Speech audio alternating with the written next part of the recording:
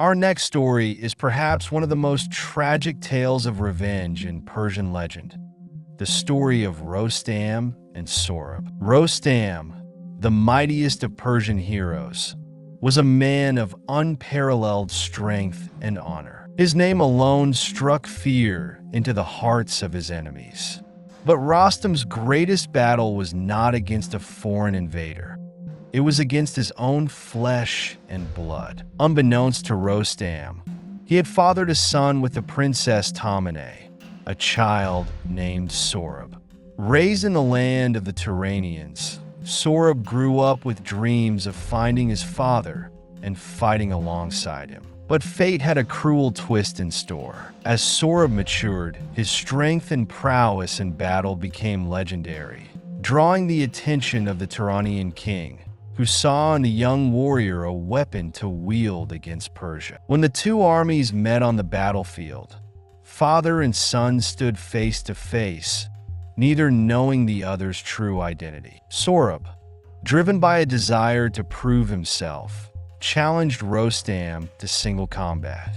The battle was fierce, with both warriors displaying unmatched skill and strength. But in the end, Rostam, driven by the warrior's code and unaware of the bond they shared, dealt a fatal blow to Sohrab. As Sohrab lay dying, he revealed his identity, showing Rostam the armband his mother had given him, a token of his heritage. Realization and horror dawned on Rostam too late. He had slain his own son, and no revenge could ever undo the tragedy that had unfolded. In his grief, Rostam swore vengeance on the Turanians, whom he blamed for manipulating Sohrab into battle. This vengeance would drive him to the edge of madness, leading to a series of brutal campaigns against the Turanians, each more devastating than the last. But no matter how many enemies he killed, Rostam could never escape the knowledge that the true cause of his suffering was his own hand. Our second tale is of Queen Sudabeh, a woman whose lust for power and desire for revenge nearly brought the Persian Empire to its knees. Sudabeh was the wife of King Kavus, a ruler known for his impulsiveness and lack of wisdom. Despite her beauty and cunning, Sudabeh harbored a deep-seated hatred for her stepson, Prince Siavash, whose virtue and popularity threatened her ambitions. Sudabeh's hatred festered, growing into an all-consuming obsession. She devised a plot to destroy Siavash by accusing him of trying to seduce her. When Siavash, a paragon of virtue, refused to lie with her, Sudabeh's fury knew no bounds. She tore her clothes, screamed for the king, and accused Siavash of attempting to dishonor her. King Kavus, torn between his love for his wife and his trust in his son, decreed that Siavash must prove his innocence by passing through a wall of fire. If he emerged unscathed, it would be a sign of his purity. Siavash agreed to the trial, and to everyone's amazement, he walked through the flames untouched, proving his innocence. But even this miraculous event did not quench Sudabeh's thirst for revenge.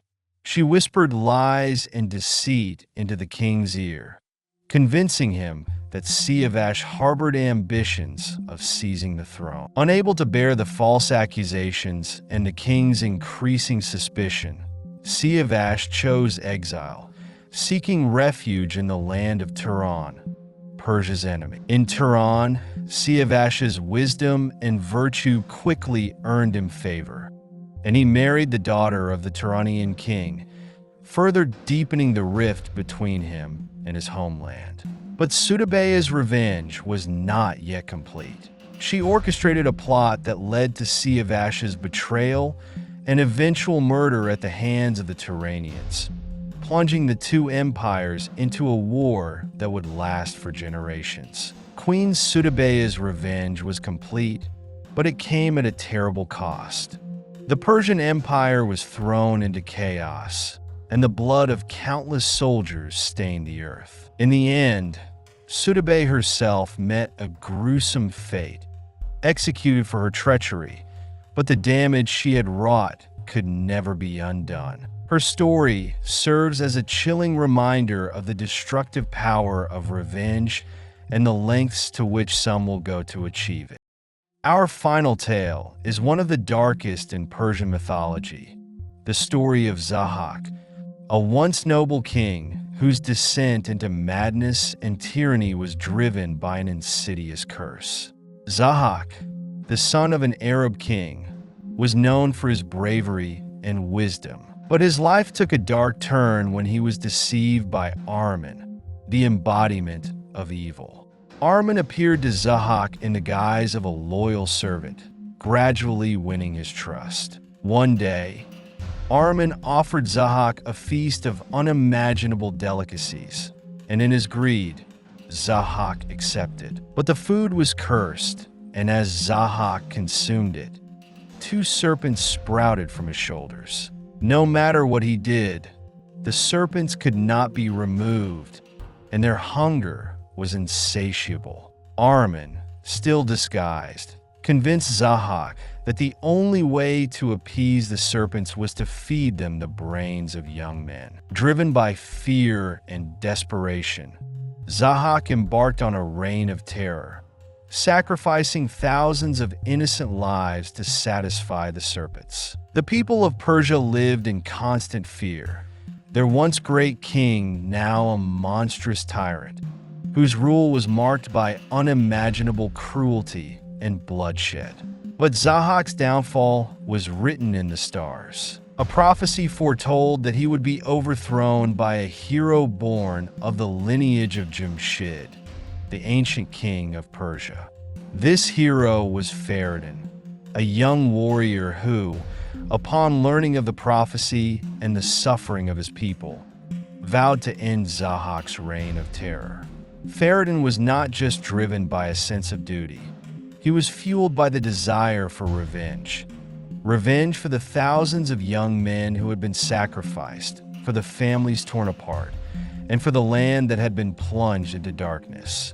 Raising an army of loyal followers who shared his thirst for justice, Ferdan marched against Zahak. The battle was fierce, but Ferdan's determination and righteous anger gave him the strength to confront the tyrant. In their final confrontation, Ferdan struck Zahak down, but the curse of the serpents lingered.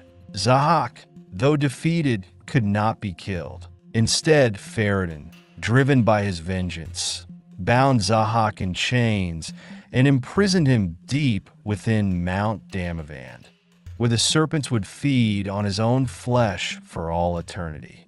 Ferdan's act of vengeance was not just personal. It was the retribution of an entire nation. Through his courage and relentless pursuit of justice, Ferdan avenged the countless lives lost to Zahak's tyranny and restored hope to a land that had long suffered under the weight of darkness. Zahak's story is a cautionary tale of how the pursuit of power can lead to one's own destruction, and Ferdan's revenge serves as a powerful reminder that justice, though it may be delayed, will always prevail.